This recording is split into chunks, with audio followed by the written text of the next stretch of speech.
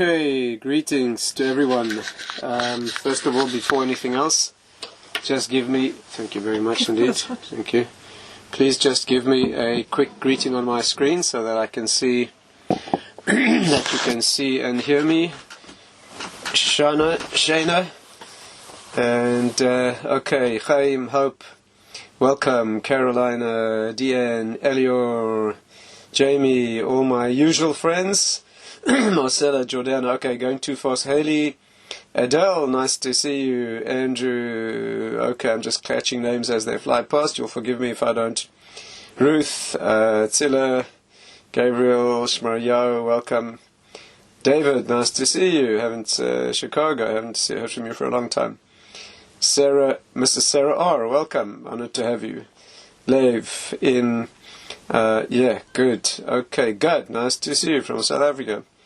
Ayo in Birmingham, if I'm not mistaken. Samantha, Zev in Chicago, nice to have you with us. Les in Chicago. Sigalit, William, Bridget. Okay, greetings to everybody. Thank you for joining us. Please forgive me if I don't greet you in person. Just too many names because this is our open webinar. Also, greetings to the people who don't watch live. Jonas and my Australian friends, New Zealand friends. Thank you to Jewish Workshops for opening this session up to anyone who wants to join. Thanks to the JLE, Jewish Learning Exchange in London. Thank you to Aviva and Hannah, our two technical experts who are backing this up and making sure that it works. Thanks to all you VIPs, very interested persons. Before I begin, let us just dedicate this class to two people in our Thursday group who unfortunately have died in this crisis that we're going through. One is Yosef Tzvi ben Yisrael Yaakov, that is Malka Klein's husband. Unfortunately, we hope Malka's doing fine. She was also on oxygen. And Gila Bas Mordechai, that's Mrs. Brownstein. Two members or spouses of members from our Thursday group that we have unfortunately lost in the last week. Stan in Cape Town, nice to see you. And Jody, okay, a lot of old friends are joining us. What I'd like to do is talk a little bit about Pesach under the circumstances. I see quite a few doctors in our group. So please feel free to log in and download some medical talks that I've done. On Monday I gave a talk on risk to danger to doctors and healthcare workers. And on Wednesday I gave a talk on triage, dilemmas, ventilator, rationing and things like that in the time of COVID. And so I've sent those both through to Jewish Workshops. You are welcome to contact Jewish Workshops and download those classes with the greatest of pleasure. Audio, and I think they were Zoom sessions, but I recorded the audio, and I'm sure it's only a benefit not to have to see my face, so you can listen to the audio. Greetings to everyone, and thank you for joining. Let me just mention for those who are joining this one-off open class before Pesach, we do have a regular Thursday class. That's a subscription, which of course you are welcome to become a member, join us. We've been going for a few years. We're learning the Rambam, actually, Laws of Tshuva in the Rambam. We're about to start a new section soon, which is why the Torah does not mention the world to come. We also have a 10-week program for doctors on Sundays. That's also a subscription for a 10-week series on Jewish medical law. And of course, we're about halfway through that, but you are welcome to join that as well. Also, those who Dinole, yes, I know that. Claire in France, yes, nice to have you. Jeremy, who's an ITU doctor in Chicago, nice to have you. Those who would like, you're always welcome to join me at the JLE, where we're trying to have a consistent panel of offerings so that you can always listen to me and others teaching at all times of the day or night, whether recorded or live. Okay, let's talk a little bit about Pesach in a time of difficulty. As you know, this is a unique experience we're going through. That is the COVID epidemic. I've given talks as well on some of the technicalities of the virus and the infectivity and some of the efforts that have been made to deal with it. I'm not going to deal with that tonight. You're always welcome to be in touch with me on the email, and happy to answer what I can. I'm not a virologist or an epidemiologist, but I've tried, since I'm not in direct practice at the moment, I've tried to collect some important resources for my medical friends who are in practice, going through very, very difficult times, to try to help them stay up to date with some of the critical information. And so I'm happy to talk about some of those. Please email Jewish Workshops with pleasure. And if they don't have my talk already, talk on the virus and the efforts that need to be made in a situation like this, how much effort one needs to make, how much risk one must expose oneself to. Those you'll find recorded, and I don't propose to use this session going to that. So let's try to lift ourselves a little bit into a different world. Let's enter the therapeutic world of Torah study and see if we can prepare for Pesach under these unusual circumstances. As you know, the world has not been through an ordeal like this for the last 100 years. Right in 1918, we went through a pandemic with disastrous consequences, and this is something that's affected the whole world. I think the first question that's on everyone's mind is, what does it mean? What is God telling us? Thank you, Tikva. I appreciate the compliment. Yes, indeed. I feel the same way myself. I've always said that when it comes to risk factors, anyone my age or younger is young. Anyone older than me might be considered elderly. But indeed, that's quite true. By the way, I've got a little bit of a cold, so if I sniffle and cough, please, what I don't want is emails telling me how to cough and how to sneeze. Please, I'm well aware of that. But that's where we're at the moment. So everyone wants to know, what does this mean? I gave a talk on why things happen and how we interpret things like this. And let me say one word about that to lead into the Pesach discussion. Don't know why God does things. The axiom we live under is that we live in a post-prophetic era. We don't have prophecy. In an era of prophecy, the concept was you went to a prophet and the prophet told you exactly what the cause was. Whether on a personal or a social level, nothing was hidden, and people knew exactly what the meaning of events was in the world. Today we don't have that, and we are living behind a veil, a hidden world, where we cannot by definition know why things happen. If you'd like to research the meaning of that subject and why it is that way, I wrote a book about that recently that's called As Dawn Ends the Night. Let me see if I can show you a copy. Might as well advertise my own book. Why not?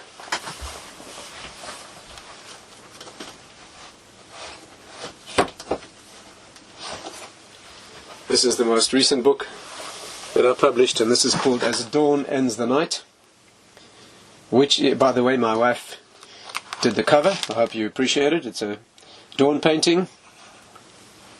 I hope you appreciate that. But be that as it may, this book goes into the question of why the world went dark when prophecy ended. 2,300 years ago, 2,350 years ago, when prophecy left the world went dark and left us bereft of spiritual meaning.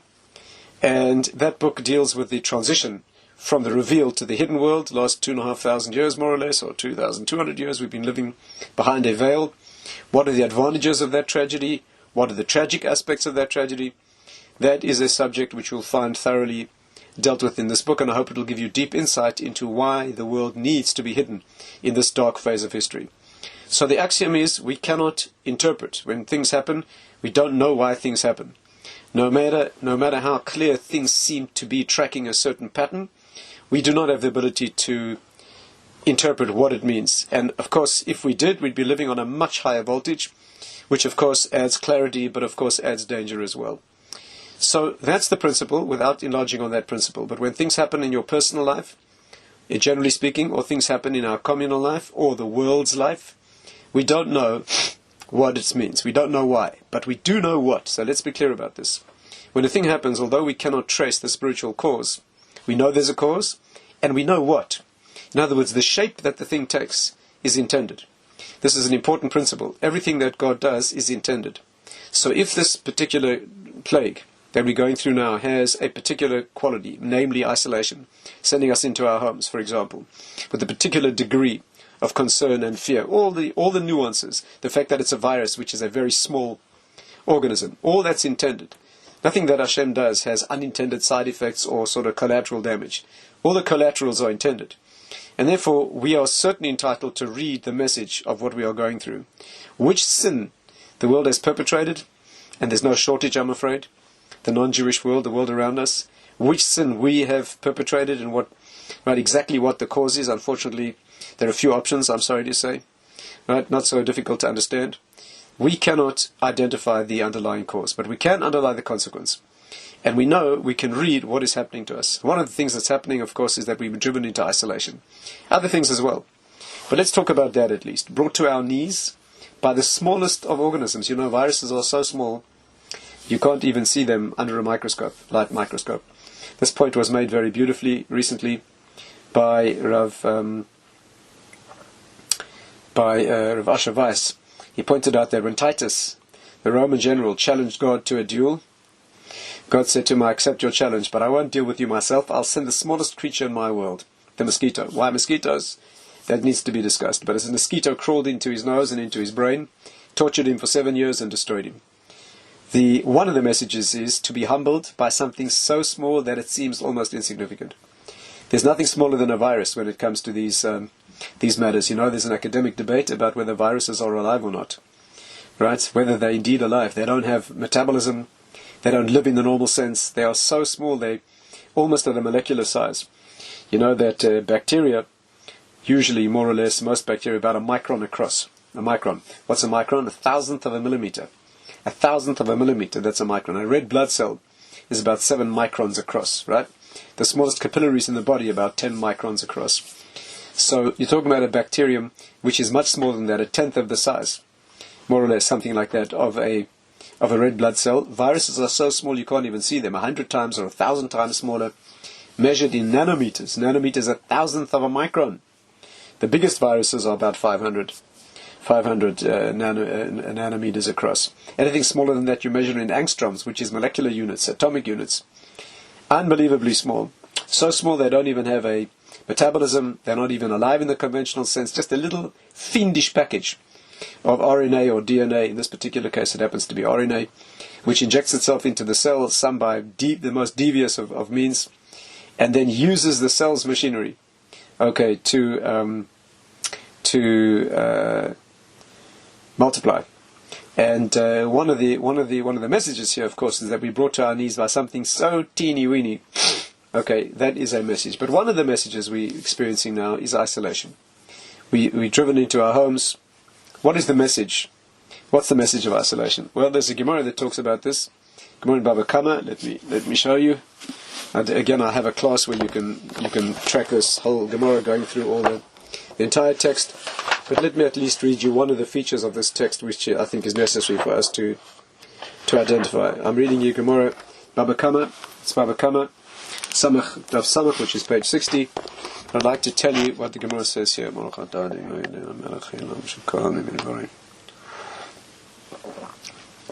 I'm sure you'll forgive me if I drink something just to keep the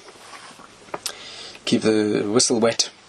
So here the Gemara says like this, Daf Samach Baba Kama. The Gemara says, tragedy comes to the world only when there are wicked people in the world. Now that's clear. Ein Puranas Bala Elam, only tragedy, mass tragedies come to the world only when there are wicked people in the world. Okay. And then it goes through a discussion of how that works. And then the Gemara quotes the verse that, of course, is directly relevant to us at Pesach. Vatem al teitzu ish mi Pesach beiso ad boker. Do not leave, each of you, do not leave your home until morning. Exactly what happened on Pesach. Jewish people sent into their homes to avoid the passing over angel of death, okay, which was striking outside. Protection indoors. Okay, we're already here in our situation here, Pesach in the offing.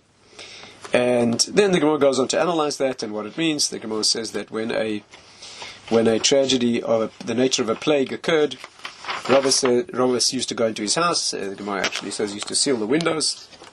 But let me tell you what it says. It says like this. Each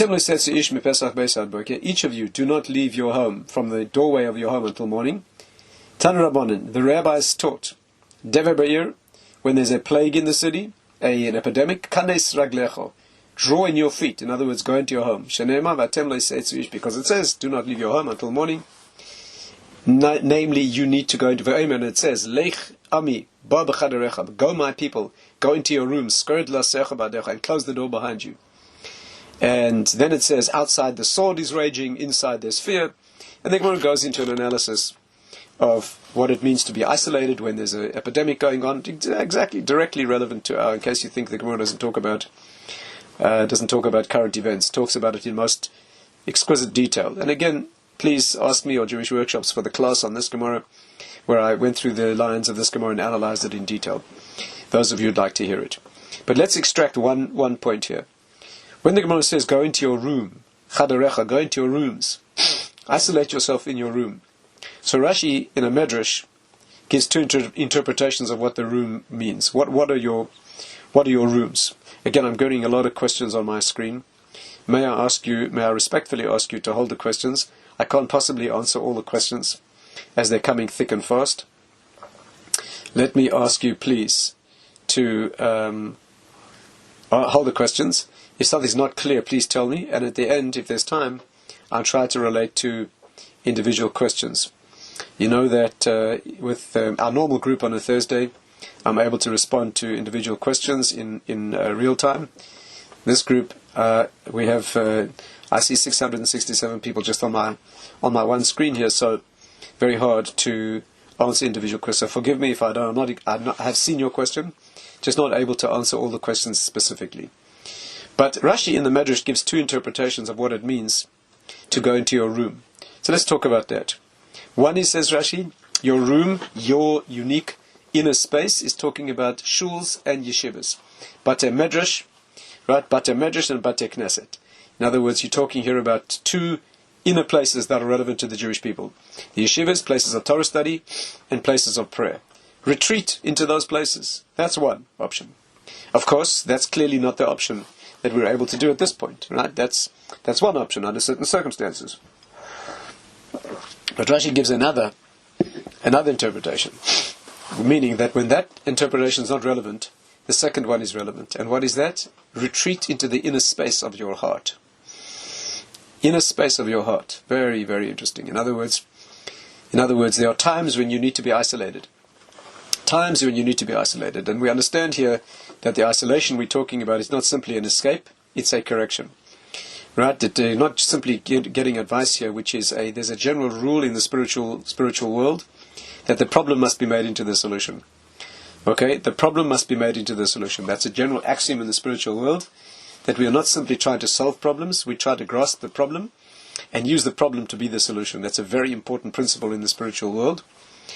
Let me ask you, why am I doing all the thinking? Let me ask you, I challenge you, give me a quick word or two on my screen. Type me a word or two that will explain to me why is it necessary in spirituality that the problem must become the solution. What principle in Torah, what fundamental principle in Judaism requires that the problem must not be solved by something extraneous, but it must be solved by the problem itself? Beautiful, beautiful. Thomas, yes, I'm getting a lot of correct answers, dozens of answers.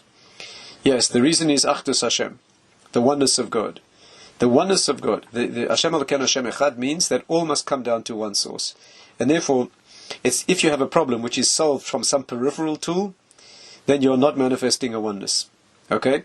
You have a problem, and then you push away the problem, you defeat it by some other means. That's not a solution. That is not a solution. That's simply a deflection of the problem. A real solution is where the problem becomes its own solution. Okay, like Rav Dessler so classically points out, in the final messianic revelation in the world, it's not that a truth will overpower the falsehood will show that it's false. Right? There's a very beautiful point. Rav Moshe Shapiro used to speak about this all the time. When truth pushes away falsehood, you've simply deflected the falsehood. But when falsehood shows that it's false, when falsehood teaches the truth, okay, that's a total solution. That's what you call an elegant solution. Think about it this way. If you have a case with someone, a legal case, you can defeat them. I'm getting so many questions. Let me ask you again. Can I please request that you just desist from typing your questions just for a short while, so that I get time to explain what I'm trying to explain. I know it may be hard to control yourself, but this is a time for isolation and silence, as I tried to explain. Let's see if we can maintain that. I know it's challenging, but let's see if we can try for the next half hour. Yehudis, I see you're not able to do that. Okay, but I'm sure you can with effort. So let's try. Imagine you have a court case with someone. You manage to prove him wrong. You beat him down and beat him into submission. That's one solution. But imagine when he admits that you're right. Imagine when your opponent admits that you're right. There's no victory like that. Right? There's no victory like that. When you beat someone into submission and you prove to everyone else that you're right and that person's wrong, but he's still resentful and rankling. But when your enemy is forced to admit that you're right, that's a total solution. And therefore, the problem must always become the solution. If you like, I call this the judo principle. What's the judo principle? Judo is that when someone attacks you, you use his energy to defeat him. If he attacks you in this direction, you throw him in the same direction that he's going. You don't stand up and oppose him. Right? That's a boxing solution. The judo solution is whichever way he wants to go, you just help him. Right? You let him throw himself. That's why a very small person can overcome a very big person using judo techniques. So the problem must become the solution. If the problem is isolation, isolation must be the solution. So let's think about this. Let's think about this. What does it mean going into isolation? What are you supposed to think about in this uncomfortable position of being on your own? Right? On your own, isolated from society, lots of time to think about things. Of course, you can destroy that by simply spending all your time online and talking just as much as you normally talk and miss the point. But if you can... Bill, can I ask you to hold the questions? I'm seeing we're having some people who are just unable to control themselves. I'll hold the questions for a while. Let me try to... Maybe I'll deal with the question that you're asking. So, what is the solution? So the verse here in the Gemara says, "Michutz teshakel cherev u'michadarim eima." When the sword cuts down outside and fear cuts down inside. There's two levels. There's the outside damage or destruction and the inner one. The Gemara says here, even when both apply, you need to go indoors. Go inside and seal yourself off. What are these two? So there's a classic Maharal on this. Classic Maharal. The Haggadah tells us that Hashem took us out of Egypt with an outstretched hand and a mighty arm. I'm sure you remember that. Bizreh, right? Yad chazaka Zrei Netuya. A mighty hand and an outstretched arm. And on that, the Haggadah tells us what are these two things. The outstretched arm is the sword, and the mighty hand is the dever, the plague. Plague, dever, epidemic. Right? Epidemic, again, Pesach couldn't be more relevant to what we're going through. Two plagues are singled out here. The plague, two of the plagues in Egypt. When I say the plagues, I mean the makkahs. Two of the 10 plagues in Egypt are singled out. It means we were taken out of Egypt with two energies. One is called the mighty hand, and one is called the outstretched arm. What is the mighty hand? That is called the plague, Zua Dever, as it says in the Haggadah. What is the outstretched arm? That's the sword, Zua Cherev. By the way, what does the sword mean? It means destruction of the firstborn. Why that's called the sword? This is not the time to go into that now. But our commentaries tell us, Abu Dhram and others tell us, and the Maharal talks about this, that the two modes of being saved from Egypt. One is called the hand, one is called the outstretched arm. The hand is the plague, Dever, one of the 10 plagues. And the 10th of the 10 plagues, which is the firstborn, that's called the sword. This raises an obvious question. In other words, how were we redeemed from Egypt? By two plagues. Right? There were two plagues that redeemed us. One is called the plague, Dever, the epidemic that the Egyptians experienced. Dever, pestilence as it's called, infectious epidemic. And the other one was the sword, namely the destruction of the firstborn. When we identify these two, it raises an obvious question. I will give you now an opportunity to express yourself. Type me a line expressing what the problem is. What's the problem? You're going to read the Haggadah next week, amidst Hashem. And you'll read there in the Haggadah, the Jewish people were saved by two modes. The mode, beautiful, yes, Jody, Jonathan, indeed, quick on the trigger, quite correct. Quite correct, Sarit. Shmaryahu, indeed. Rabbi Tatz, now I wonder who that is. But whatever Doug, yes, I'm getting lots of correct answers. Okay, good, so we're on the same wavelength. The point is that they were saved by 10 plagues, right? Obviously all of them were necessary. How come the Haggadah points out two? Very interesting. In other words, it seems like these two plagues could subsume them all. After all, we were saved from Egypt by virtue of two plagues, not 10. Or rather, you can sum it up in these two. What's unique about these two?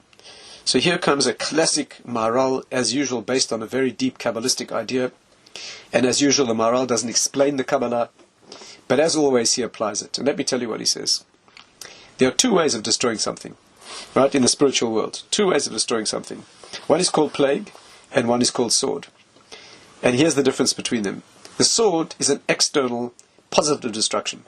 It is a cutting down, a going against. Something's alive, you cut it down. You attack it, you beat it down, you cut it down. That's one mode of destruction. But plague is a different mode of destruction. A plague, when the body becomes ill, that is not a cutting down from the outside. That's a lack of life from the inside. In other words, stay with me carefully. This is a very amazing polarity to understand. And actually it accounts for all energies in the world. There are two forces of destruction. One force of destruction is, let's say, to kill somebody. You could strike them with a sword, you could beat them down, you could hurt them that way. There's another way. When the inner life energy ceases to function, God can strike down in two ways. The sword, He can cut off life, right? Cut it down, beat it down, that's one way. There's another way, where He simply stops emanating the life force into a thing. Okay, this is fundamental to understand. The plagues fit into two categories. One category is, for example, where He strikes down. Okay, so there's an energy from the outside like a sword, and it strikes down. You might call that a positive destruction. Then there's a negative destruction. This is Maharal. Maharal explains this in his classic work, which is known as the Gurus Hashem, the work that deals with the Exodus from Egypt.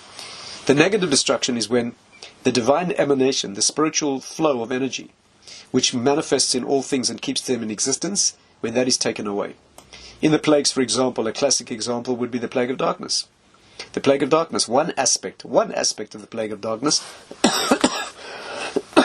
one aspect of the plague of darkness is cutting off the light. Okay, are we together so far? Please just give me a quick yes if we're on the same wavelength. Give me a quick yes so I know I'm not speaking to myself. Good. Okay, so let's take this further. We're learning here some deep spiritual principles. This is Maharal again. This is Maharal. Mordechai, thanks for that emphatic answer of an artist. Okay, so these are the two methods of destruction. All the plagues in Egypt fit into one of these. Joe, you couldn't have said it better. That's exactly what Rav Moshe Shapiro said. All illness is a disruption of the flow of life. I couldn't have said it better myself. He took the words out of my mouth. That is the concept. Illness is where the body's life force is no longer flowing. When the life energy is welling up correctly, then you have life. As soon as that gets constricted, you know that one of the classic Hebrew phrases we use for a cure, we say ta'ale aruka, ta'ale. That means to channel the energy in a long way. In other words, the illness is a cutting off and a shorting of the energy. But when you're allowed to flow into the channel, when the channel flows and the life force flows in, you will be healthy. All illness is because there's an imbalance of part of the spiritual energy flowing into the body, and that will cause the body, the physicality of the body to manifest. Okay, sometimes manifest much too much. That's exactly what cancer is. Okay, and that's why, as you know, speaking as a doctor, I can tell you that healing always comes from the body, always. The medication might help the body to do what it has to do, but if there's healing, it always comes from the body. Listen to this amazing fact, there's no medication we have that's actually a healing. You know that? Amazingly, since Chizkiah Melech, King Chizkiah hid the book of Refuos 2,500 years ago, he hid the book of healing. We no longer have any medication that cures any illness. Isn't that amazing? We can sidetrack the damage. We can give the body a chance to. We can help it overcome. I give you a classic example. Is that when you, if a person has a serious infection and you give an antibiotic, if their immunity is completely non-existent, you can pickle them in antibiotics and they die of infection. Okay. Terran diabetes is not cured. We simply replace the thing that the body's lacking, but without that insulin being replaced, the person dies. We don't know how to switch it back on. Listen carefully to what I'm saying. Surgery is not a medicine, Dina. Surgery is a cutting out of something and you hope it won't regrow. Setting a broken bone is allowing the body to heal. If you set a broken bone and you get a non-union, the bones don't join, you're in trouble. Again, the secret of healing is that the body, a correct medication, if we had them, would switch on what has become switched off, open the channel so that the life force can flow. Let's take this further. This is fundamental to understand. We're talking about plagues here. We're talking about a destruction that comes not from the sword. This is not a war or a sword from the outside. This is a life energy that is being constricted. Okay, there's something happening to the body here that is being constricted. This is a teeny virus, and instead of overcoming it in the normal fashion, the body's not dealing with it, right? At least in those who find it difficult to deal. And therefore, the message is that it's a lack of life flow into the world. What do you find in isolation? That is the cure for this. Let's understand this. Something very, very amazing here. And I would like to tell you what it is. It is speech.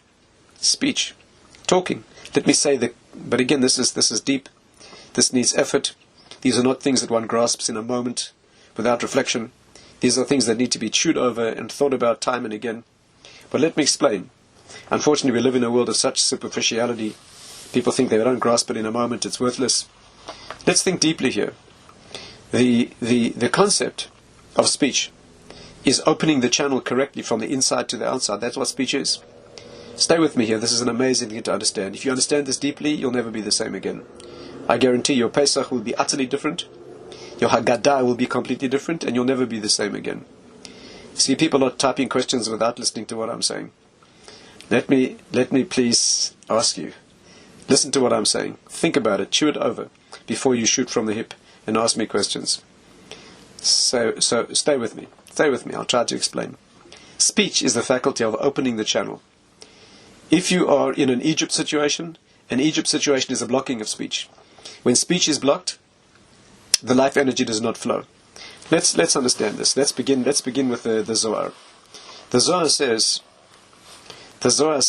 that in Egypt, speech was in exile. Ooh, very interesting. Speech was in exile. That's called Golus HaDibur, Galut HaDibur. The problem of Egypt was exile of speech. That's what it says. Okay, you know that the world begins. Let's trace this back. The world begins with speech. The world begins with talking. These are called Aseres HaMamoris, the 10 Mamoris, the 10 statements of creation. In the beginning, let there be light. 10 statements were used. Well, somebody's typing me on my screen the word dever. Dever, listen well to this in case you want to see where we're heading. The word dever in Hebrew means plague. It also means speech. Dever is dibur, the same word. Stay with me. This is very, very amazing stuff to understand. Very amazing stuff.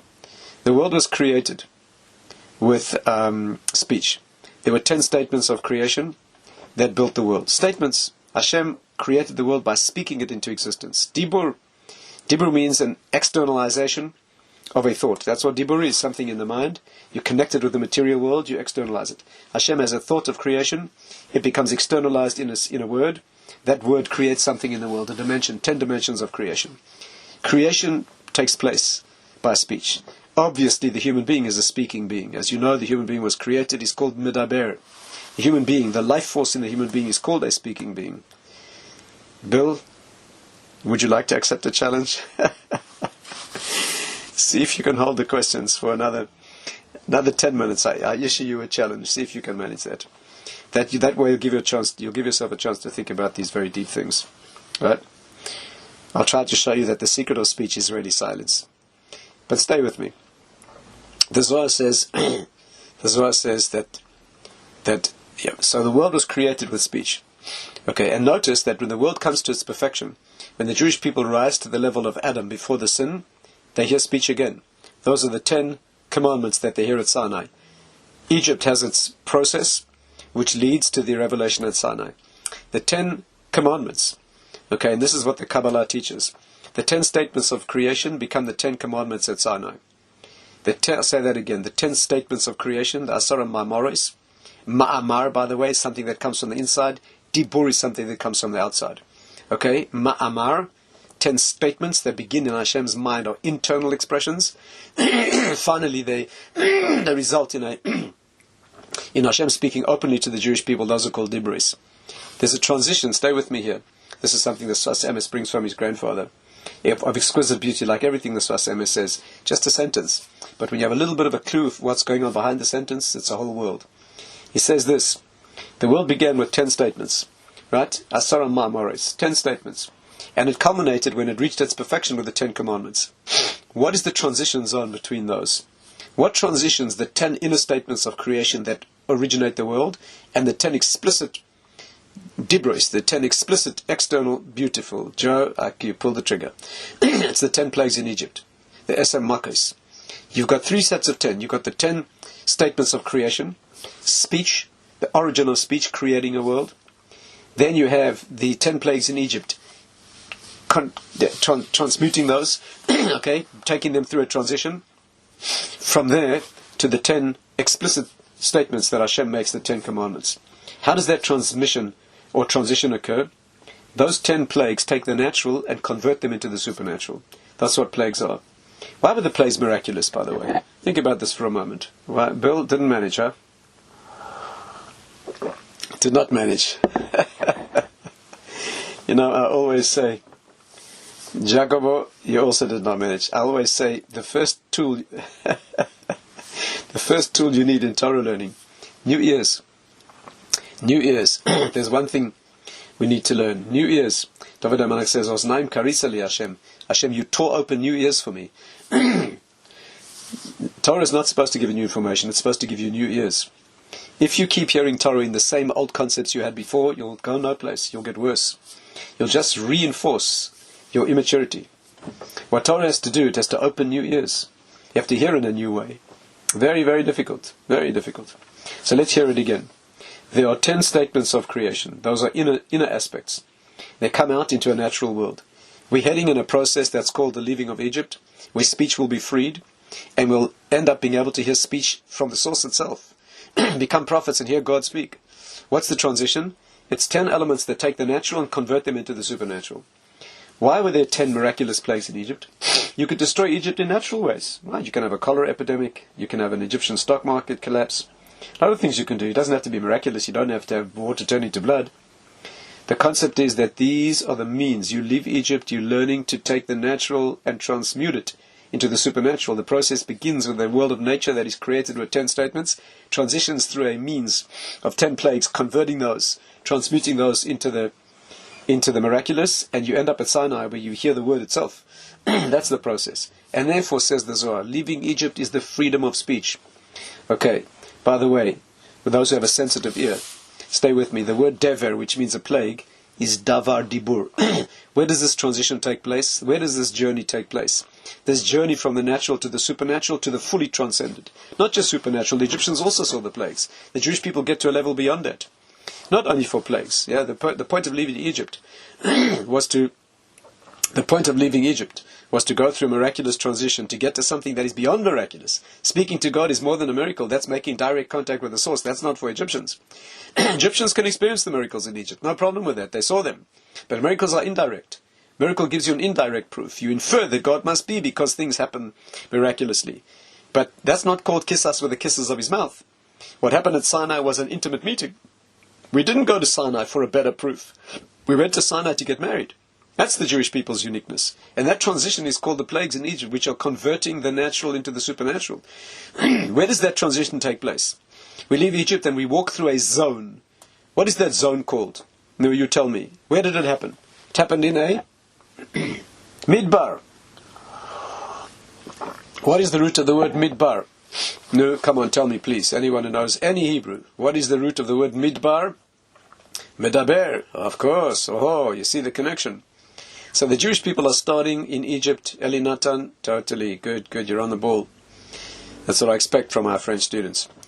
That's quite correct. You're in Egypt, which is the constraint of speech. Constraint of speech, right? That's what it is. When you cannot speak, the Jewish people cannot express themselves. That's the slavery. Galut hadibur, golos hadibur. Give me a proof quickly, please. Think fast. Give you 5 seconds. Tikva, you're ahead of the game. You're ahead of the game. Give me one word, please, that proves that in Egypt. Bill, here's your chance. Bill, here's your chance. See if you can get it right. Give me one word, please. Give me one word, please, that shows that in Egypt there was an ultimate constraint of speech. No, come on, please, one word. Come on, one word. No. Yeah, Moshe could not speak. The Redeemer of the Jewish people could not speak. Yes, indeed, the man who is the spokesman. The Ran asks in the 3rd Rosh of Rosh Hashanah that Moshe Rabbeinu was created as a miraculous creation. How come he could not speak? Miraculous creation for the purpose of speaking Hashem's word in the world, and the one thing he cannot do is speak. Isn't that amazing? Indeed, yes, of course. And Pesach is Pesach, the mouth speaks.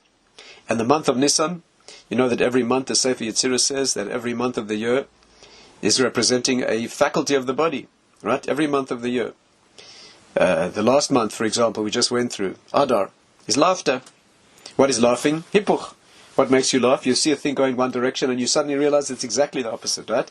And that's the mirthful outburst, inarticulate expression of joy that we call laughter. Tzchok, v'na'afoich. V'na'afoich is the cause of laughter, right? That's in laughter theory. That's called the incongruity theory. One thing incongruously becomes another. Every month has its faculty. The month of Nisan is speech. Dibur, speech, because it's the freeing of speech. It's the freeing of speech. That is the point. And therefore, in Egypt, the leader of the Jewish people cannot speak. After the Torah was given, he spoke normally. These are the words that Moshe spoke. That's what it says after the Torah was given. in Egypt, Golos Sadibur, the words are not. That's the concept. And so we leave Egypt and we learn to speak. Let's talk about this. What does that mean? What does that mean? What does that mean? The concept of speech. Baruch, yes, nice to see you. Kobi, Leib, yes, I'm getting some good comments. Okay, but hold the comments, please. Let me do the talking for a while, if you don't mind. I know you've got probably better things to say than me, but what can I say? I'm supposed to be speaking right now. So let's talk a little bit about the faculty of speech. Speech is the connection. Speech is the connection between the inner world of thought, which is not revealed, and the external world of expression. If you can get that right, stay with me here. If you can get that right, if you can reach back into the source and correctly express it in the world, and that's what truth is. Truth is connecting something that's in the inner world and manifesting it loyally and correctly with meticulous attention to accuracy in the external world. When you connect the two, you are using the faculty of speech, and that's the faculty of healing. The dever in the world, which is an illness, an epidemic, because the body cannot, the flow of spiritual energy is not taking place in the world. That's called dever, and the cure is dibur, learning to speak purely and correctly. What is the spiritual cause of the worst damage in the world? Lashon hara. Lashon hara. Right? Why? Lashon hara is using true speech. You know, Lashon hara is when you say something true that's bad about someone. That kills the world. The Gemara says it's worse than anything else. Learning to control speech correctly, going back into a dimension of silence, and thinking, going into the heart, Rashi says, the inner chamber of the heart, to think about your speech correctly, to go into the inner chamber and get it right. Know who you are, build the da'as, and then express it correctly in the world. That's what Pesach is all. That's the story of Pesach. The mitzvah of Pesach is the Haggadah, to tell the story. You know, it's fascinating. Rabbi Ozer gave us a talk about this in the last couple of days. Brilliant lecture. Rabbi Ozer is one of the genius, talented teachers in Yerushalayim. He said something that's obvious, really. Think about it in the Haggadah. We want to tell the story of the Jewish people becoming, finally ending up in Egypt and being redeemed. Where would you look in the Torah? Stay with me here carefully. You're compiling the Haggadah, right? You want Jewish families to sit down and tell their children the story of the Exodus. You want to compile a story, you want to tell the story. In which part of the Torah, please? Let me ask you, in which book of the Torah would you look to take your story? What's the obvious place to look? What's the obvious place? Of course, in Shmos, of course, the second book of the Torah. It's called the book of the Exodus, right? In English, it's called Exodus. What could be more explicit? That's not what the Torah does. That's what the Haggadah does.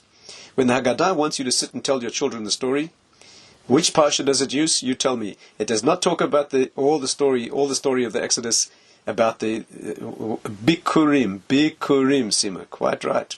It goes to a totally different part of the Torah and talks about a Jew bringing his first fruits to Yerushalayim and making his offering and thanking God for the first fruits of the land. Isn't that weird? Again, the mitzvah is to tell the story of the Exodus. That's the mitzvah. The Rambam says it's to tell the miracles of the Exodus. So you sit with your family, read the book of Shmos about Beshalach, the plagues, the Exodus. We go to the mitzvah that will take place in the land of Israel, where you bring your first fruits and you bring it to the Kohen in a basket. And then you say to him, Arami, my father was my great-grandfather was an Aramean, they tried to kill him. And you tell the whole story, and in the mitzvah of bringing the fruits, right, you are telling the story of the Exodus from Egypt. Right? Amazing. And the concept is, the concept is, the telling of the story at the Pesach side is it's not simply for praise and hallel. That's one concept. That you tell the story and you thank Hashem for doing this. Right? That is the mitzvah of hallel. And of course, in part of the point of speech is to acknowledge and identify the source. Correct, absolutely. But here you see something else. The Torah is giving you a mitzvah of speech. That's called vidui. You have to go and talk and tell a story. That's not for the purpose of gratitude. you express gratitude as well. Say, Hashem, you gave me this fruit. You're talking about a context. The context of that part of the Haggadah is the mitzvah to tell the story. It's not simply to tell it in terms of appreciation. It's the concept of expressing things correctly in the world. Imprisoned in Egypt, unable to speak, and learning how to speak. Let's talk briefly for a moment. What is actually speaking? This is fundamental to understand. Speech is the connection. I'll give you one example. Speech occurs, the root of speech is in the neck. Right? It's in the neck. The organ of speech here. The organ of speech. The organ of speech is in the neck. What is the neck? What is the Kabbalistic teaching about the neck? The neck is the organ of junction between the body and the head. The head is the organ of spirituality, of abstraction, of thought, and the body is the organ, the aspect of expression. Right? Thought in the head, what I'm thinking you don't see, and my body, the body's the tools of expression. The junctional zone is the neck. The neck is always that part of the spiritual world. The neck is that part of the spiritual world that joins the world of abstraction and unrevealed to the world of the revealed. That's what the neck is. For example, in Torah, whenever the Torah mentions the neck, it's a code word for the temple. Pesach Mikdash, Kamigdal Savarech. What is the temple? The point of connection between higher and lower worlds. In Shir HaShirim, when he describes the elegance of his wife's beauty, Kamigdal Savarech, like the elegance of your neck. What is he talking about there? Talking about the beauty of Israel. And the temple, Jerusalem, is the place of the neck. The neck is that part that connects Migdal, a tower, right? Migdal, and Migdal is a point of connection, right? It is something that stretches from a low point to a high point. That's what the temple is. Of course, yes, indeed, of course, when Yaakov, when Yosef and Binyamin meet, or when when they meet, it says Vayef Kol Tzavak, he cried on his neck, and Rashi says they were crying about the destruction of the temple. How does Rashi know what they were crying about? Crying on the neck. Crying because of the question of the neck. Know that the voice is formed in the front of the neck. I'm sure you know in Kabbalah, the front is always the point of spirituality, Kedusha. The back is always the point of darkness. The back is always the side of excretion, darkness, unrecognizability. The front, the face, in Hebrew, the word panim, which is the front, is the same word as panim, which means inside. The aspect of the outside that shows you the inside is the face, not the back. Not the back. The front is always Kedusha. The back in Hebrew is called Acharayim. In Kabbalah, the back is always the side of darkness and detachment. What's the front of the neck?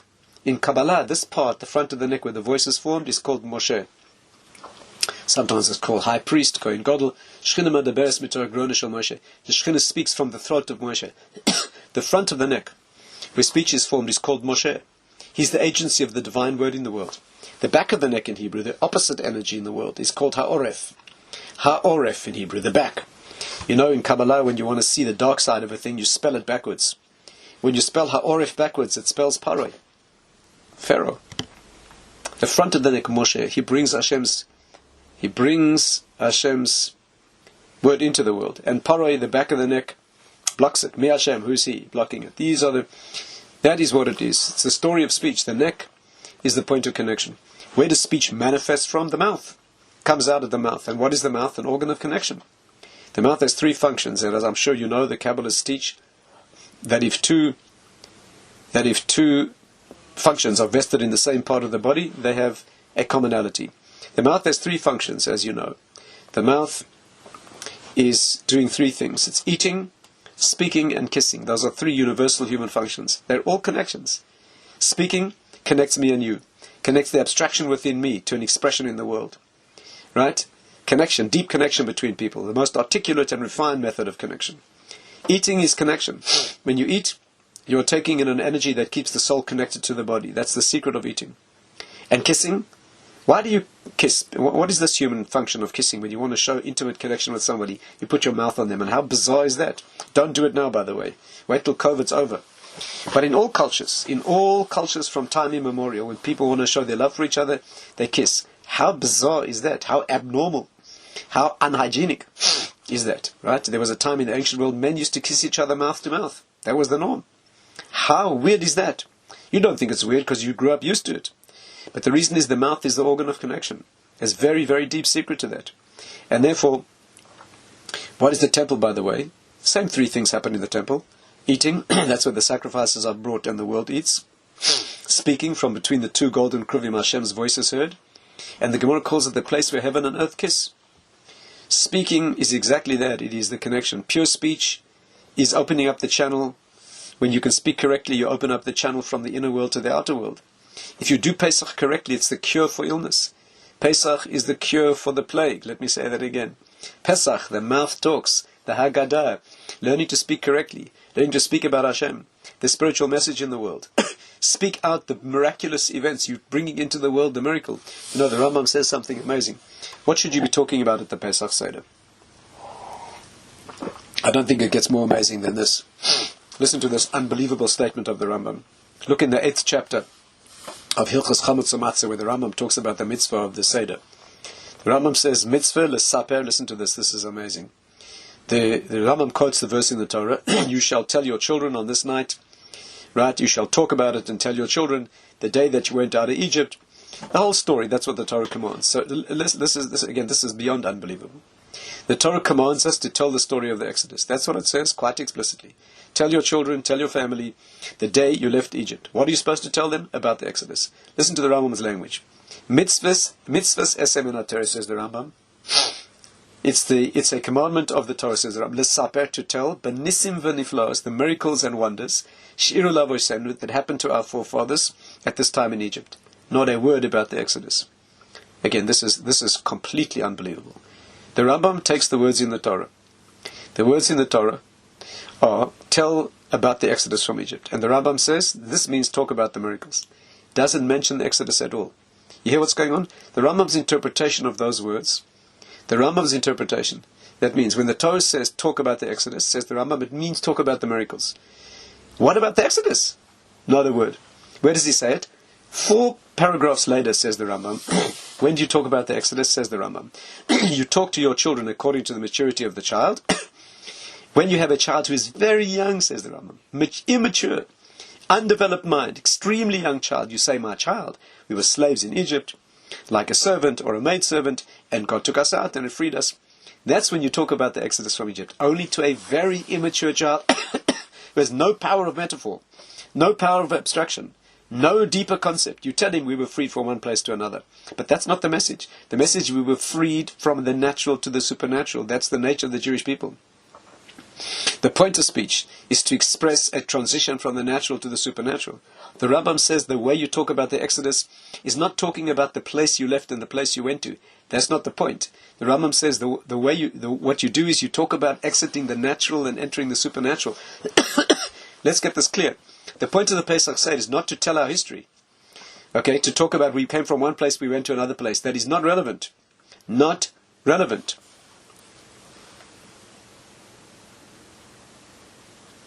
Right? Not relevant. To talk about the fact that, the Afrikaans people began at the Cape and they didn't like the British, so they moved away. Or the Americans, colonists, they didn't like the British.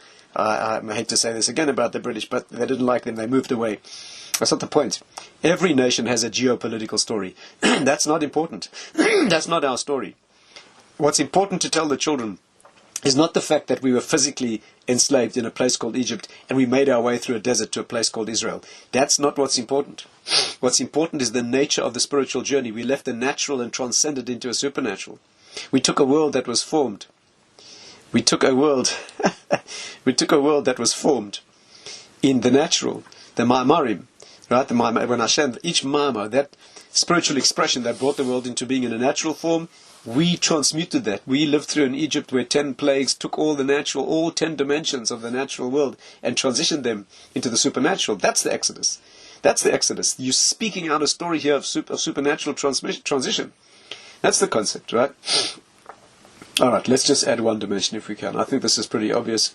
That's, of course, Moshe Rabbeinu. He cannot speak in Egypt. The great spokesman of the Jewish people cannot speak. The person who is prophecy itself, as Rabbeinu Avram ben Arambam says. Moshe was not a prophet, he was prophecy. But when we leave Egypt and those bonds are broken, right, a Pesach, the mouth is able to speak. You're able to take correct us, spiritual wisdom, and express it correctly in the world. That's what's unique about us. That's what's unique about us. That's what the children have to hear. And of course, where does it begin? In isolation.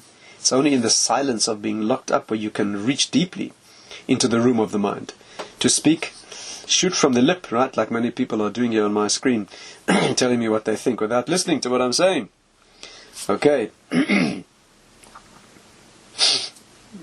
Indeed, that's exactly what we're doing when we're counting the Omer. Totally, we are using speech to count the days from one dimension to another.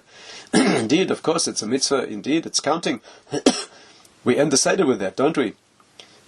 Right? Mi yoda echad, who knows one, who knows two.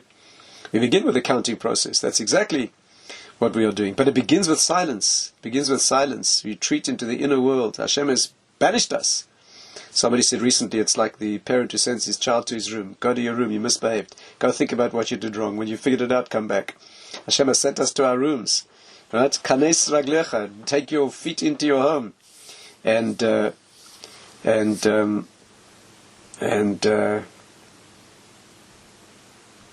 seal the door, close the door, go into your inner room. What do you do in your inner room? Silence. All speech begins with the correct silence. Anything of spiritual depth cannot be expressed literally in words. Right? That's why the secret, the Kabbalistic world is called Sod. Why is Kabbalah called Sod, the secret? The immature beginner thinks it's called a secret because no one told you. They didn't tell you, so it's a secret. One day someone will tell you, if somebody with a long white beard reach out from an alley in the old city of Jerusalem and he'll tell you all the secrets. That's not why it's called a secret. It's called a secret because no one can tell you. Not because no one happened to tell you. And when you hear it, it won't be a secret anymore. It's always called a sod. These are things that transcend words. Only in the inner zone of silence in the mind, where you can know things as they are. You can never tell a thing as it is. You can only tell it. I'm talking about deep things and experience. I'm not talking about technicalities. The technical things can be expressed. I'm talking about deep experience. Just like you can't express your own being in words. But you have to know it. For everything you express in a conversation, there must be much more that's inexpressible. That's why two people who know each other very well, they need very few words. The more words you need, the less chance you have of communicating it. The more words you need to explain to somebody, the less chance you have. People live together for 50 years and then begin to realize they never understood in the first place what the other person was saying.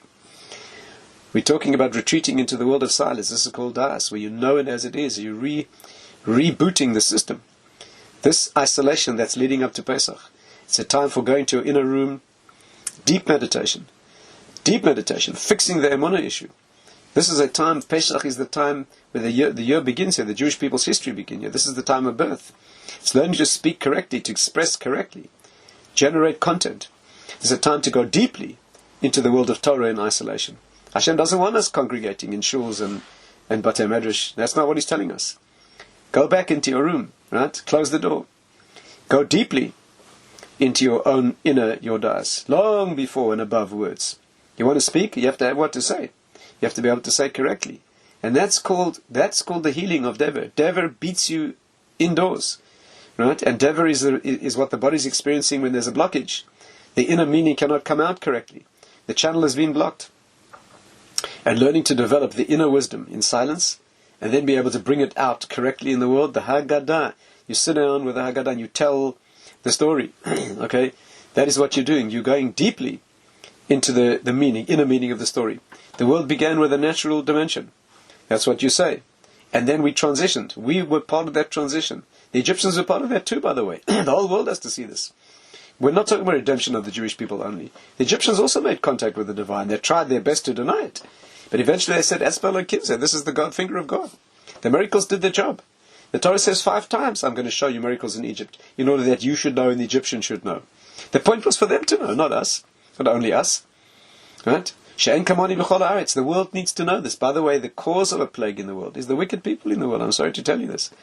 I don't think you can tell this to them. They'll think you're a religious fanatic. If you go and tell the world that they are behaving in a violent and immoral way, hands soaked in blood and immorality. That's the state of the world around us. These things happen for a reason. It's not hard to understand. Right? A world of the privileged not allowing people to starve in violence and immorality. Their world's completely taken with the immoral and the power and money and immorality. It's not hard to understand. But you can't tell them this. You go out and say this, they'll think you're a raving religious fanatic. But that's why it happens. And of course we can correct it. And what's our response? We've been sent into our rooms, into the inner zone of private contemplation, to think silently, and to reboot the system, to realize that the material world is completely unreliable, completely change overnight. Change overnight can be a plague like this that locks the whole world down. Or a few cells in your body that misbehave. Just a few cells. One little chemical that doesn't play ball. Few cells in your brain, in your kidneys, in your skin. Doesn't matter where. Very vulnerable. You need to realize this. You have no one to rely on except the spiritual core. And your job is to bring that out. Our job as Jews is to bring it all the way into contact with the spiritual reality. We end up at Sinai. That's not for non-Jews. The non-Jewish world sees the miracles, absolutely. They need to know the Pesach story. They got the message. But we went to Sinai to get married. Kiss us with the kisses of his mouth. Let me finish with this. Rabbi Moshe said we didn't go to Sinai for a better proof. The miracles were good enough proof. The Egyptians got the message and they weren't trying. We didn't go to Sinai for more clarification. We didn't go to Sinai for an incontrovertible proof. Zelo inyan shel otzmata hochacha. It wasn't a matter of the power of the proof. It is inyan shel eichuta yedi'ah. We went for a different kind of knowledge. We went to hear ultimate speech. We began the story. That's the Haggadah, the speaking, the human being using the unique faculty of the human being to go deeply into the world of silence and then express correctly what can be expressed in the world, putting the two together correctly. That takes us through the Egyptian experience, through the miraculous and beyond the miraculous, to a Sinai experience where we hear the ultimate speech. 10 Commandments directly heard. I wish you a wonderful Pesach. Thank you, Aviva and Hannah, for hosting this. Thanks to all of you. Please join us on Thursdays if you'd like to join our subscription. And you can always download all this material, go to Jewish workshops, or join me at the JLE. And I wish you a Pesach of days leading up to Pesach of deep silence and learning to speak in total purity. All the best.